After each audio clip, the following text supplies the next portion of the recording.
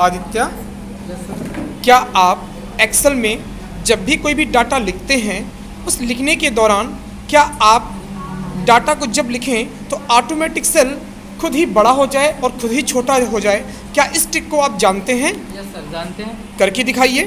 सबसे पहले हम आएंगे शीट पे आने के बाद राइट क्लिक करेंगे। राइट क्लिक करने के बाद व्यू कोड पे जाएंगे। यस। व्यू कोड पे जाने के बाद जनरल से इसको वर्कशीट पे करेंगे। वर्कशीट करने के बाद यहाँ पर डालेंगे cells dot interior column dot autofill.